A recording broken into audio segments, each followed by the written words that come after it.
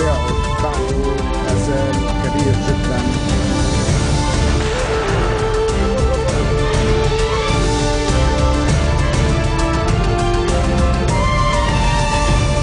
Bonjour à tous et merci de nous rejoindre sur Futur TV pour cette nouvelle édition de la rédaction. Voici les titres de ce journal.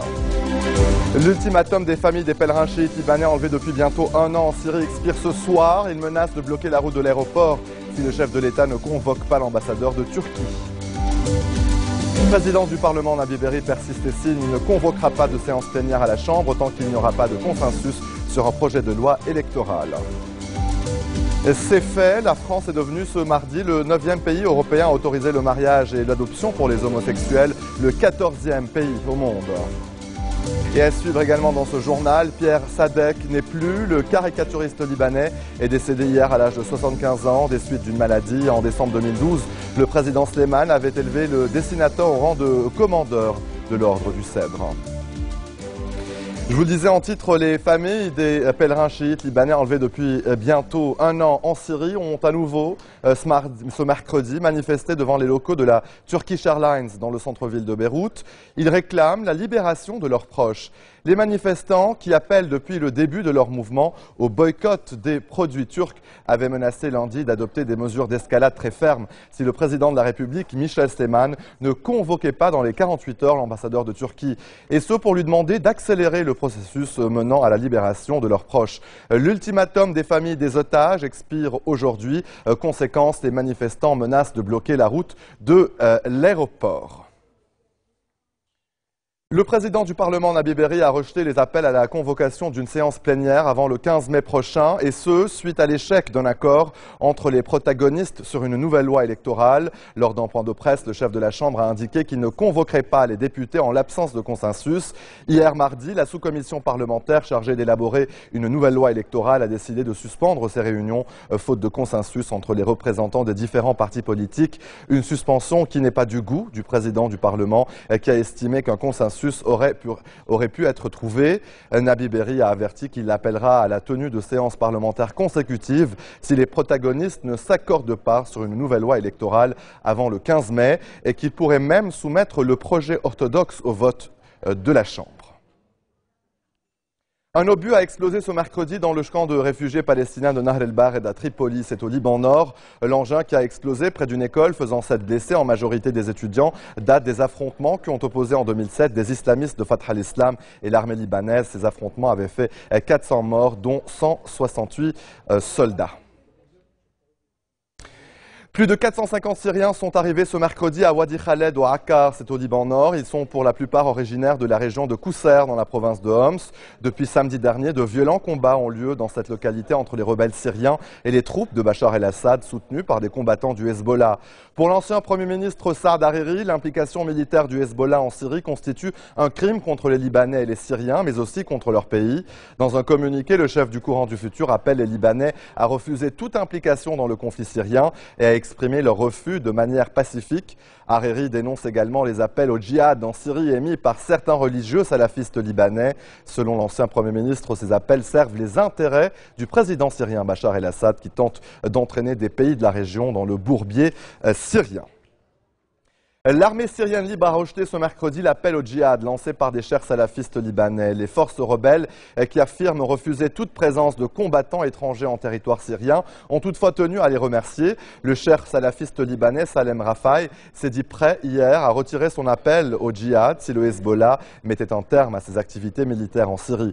Cheikh Ahmad el-Assir, connu pour ses positions hostiles au parti d'Hassan Nasrallah, a de son côté annoncé la création de brigades de la résistance libre pour aller combattre en Syrie.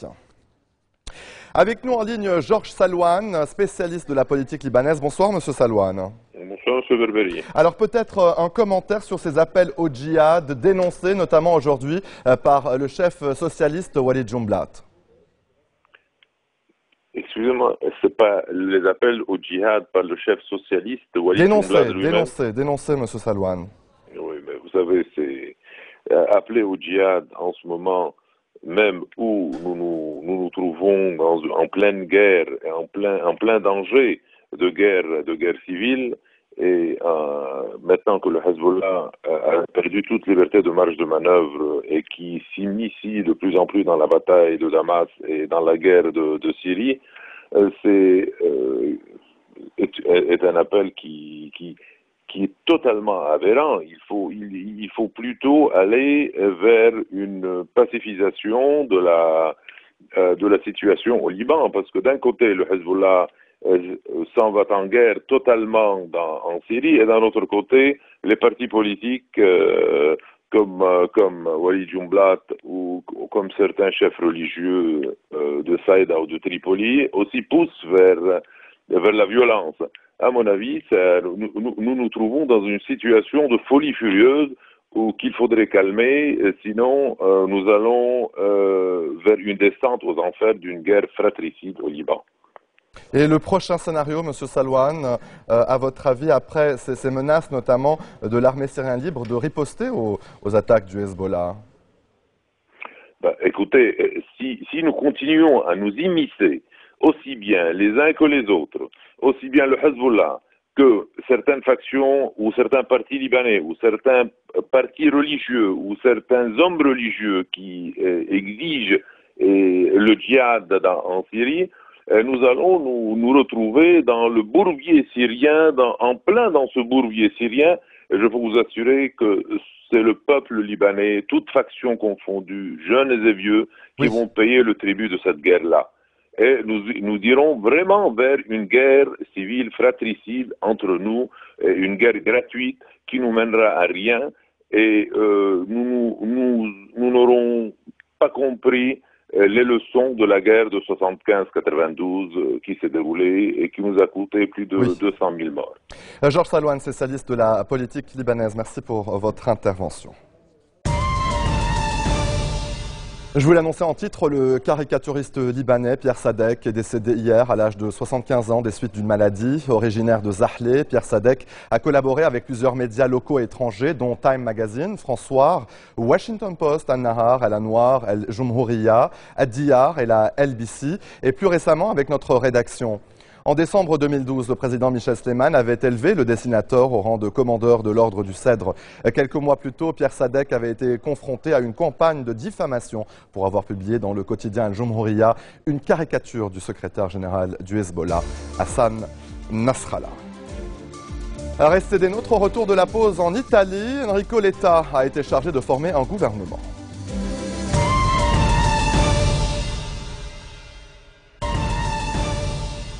Le retour sur le plateau de l'info, c'est fait. La France est devenue ce mardi le 9e pays européen à autoriser le mariage et l'adoption pour tous, le 14e pays au monde. Le projet de loi socialiste a été adopté à une écrasante majorité à l'Assemblée nationale, 331 voix pour sur 556 exprimées. Des opposants au mariage homosexuel ont tenté de perturber le vote par des huées. Le président de la Chambre basse a ordonné leur expulsion. La communauté gay a laissé éclater sa joie à l'extérieur. Si la loi est jugée constitutionnelle, elle pourrait être promulguée fin mai. La France pourrait célébrer ses premières noces homosexuelles à la mi-juin. C'est normal que ça passe. L'égalité, c'est pas. On ne devrait pas avoir à se bagarrer pour des choses qui sont normales. Nous, on n'enlève rien aux autres. Je vois pas pourquoi. On me dit que ce que je fais, ce que je vis, avec qui je le fais, avec qui je le vis, c'est pas bien. Non quoi, je suis contente, vraiment je suis contente. Les manifestations, le recours au Conseil constitutionnel, les manifestations pacifiques, les veilleurs, les veilleuses de plus en plus nombreux. Nous ne répondons pas à cette provocation. Est-ce qu'on comprend bien que c'est quand même les gens qui ont gagné, qui viennent nous insulter? J'ai été traitée de connasse et de salope. Qu'est-ce que j'ai fait? Qu'est-ce qu'on a fait? On a fait des manifestations pacifiques pour dire la loi ne doit pas changer la filiation humaine, ne doit pas instituer l'anonymat des origines humaines. C'est tout. Je suis ravie et contente pour tous les gens que ça concerne. Il était temps qu'on s'aligne un peu sur nos pays du Nord et voilà. Je pense que oui, ça c'est comme les religions. Dans un pays où nous sommes pour la laïcité, je pense tout à fait... chose tout à fait normale, que chacun puisse choisir dans sa vie personnelle ce qui peut lui convenir, sans que cela nuise aux autres. Une immense joie, une gigantesque joie, enfin les mêmes droits pour tout le monde. C'est énorme quand même, la France était à la traîne Il a fallu attendre 14 ans après le Pax pour enfin passer au mariage et l'égalité des droits pour tous. C'est génial. Quand on voit ce qui s'est passé ces 30 ou 40 dernières années, c'est incroyable qu'on en soit arrivé là. C'est vraiment délirant, quoi. Donc oui, rien que par rapport à ça, je trouve que les choses vont finalement assez vite. Et oui, je trouve que c'est bien. Oui, c'est un jour de fête, oui. Et on écoute la réaction du président français François Hollande. Cette réforme élargit les droits des homosexuels sans rien enlever à personne. Cette réforme va dans le sens de l'évolution de notre société. Et je suis sûr qu'elle en sera fière dans les prochains jours ou plus tard, parce que c'est une étape vers la modernisation de notre pays, vers plus de liberté, plus d'égalité, les principes qui fondent notre République. Je cherche et j'appelle chacun à chercher l'apaisement, c'est-à-dire la compréhension, le respect. Parce que tout maintenant doit être concentré, consacré à ce qui est l'essentiel, c'est-à-dire la réussite économique de notre pays et la cohésion nationale. Allez, en bref, dans le reste de l'actualité, l'Italie semble avoir enfin trouvé une issue à l'impasse politique. Enrico Letta, numéro 2 sortant du Parti démocrate, a été chargé par le président des Républiques de former un gouvernement. Âgé de 46 ans, il incarne le renouveau politique souhaité par une majorité d'électeurs. Un immeuble de 8 étages s'est effondré en pleine heure de pointe dans une ville de la banlieue de Dhaka, la capitale du Bangladesh. Bilan au moins 80 morts et plusieurs centaines de blessés. Seul le rez-de-chaussée est resté intact. Une fissure était apparue la veille sur la façade de l'immeuble dont l'accès aurait été interdit par les autorités. Après un mois d'interruption reprise ce mercredi à La Havane, des pourparlers de paix entre le gouvernement colombien et les FARC, en présence notamment de Pablo Catatumbo, l'un des principaux dirigeants des rebelles marxistes. Il est recherché par la justice américaine pour trafic de drogue. Il s'agira d'abord de régler la question cruciale du développement rural et de la réforme agraire. Le gouvernement colombien refuse de confisquer des terres aux grands propriétaires. Il y a 8 ans, un internaute postait la première vidéo sur YouTube. Personne ne pouvait alors prédire l'importance que prendrait le réseau de vidéos en streaming.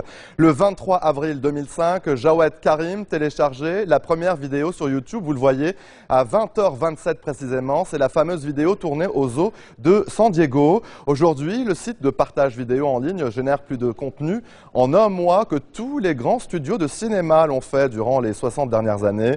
Le site affiche plus d'un milliard de vues au cours des 8 dernières années. YouTube a été créé en février 2005 par Chad Hurley, Steve Chen et Jawed Karim, 3 anciens salariés de PayPal.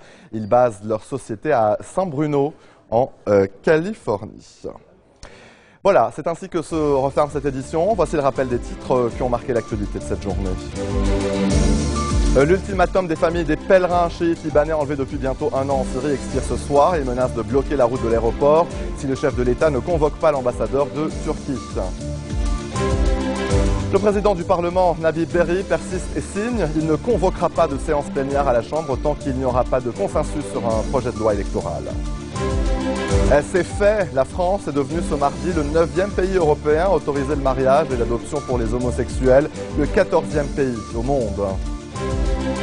Et Pierre Sadek n'est plus. Le caricaturiste libanais est décédé hier à l'âge de 75 ans des suites d'une maladie. En décembre 2012, le président Sleiman avait élevé le dessinateur au rang de commandeur de l'ordre du Cèdre.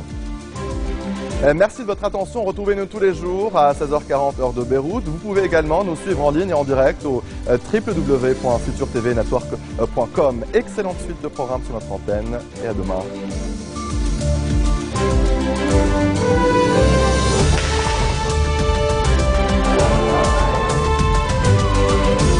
التباعد بعده ما زال كبير جدا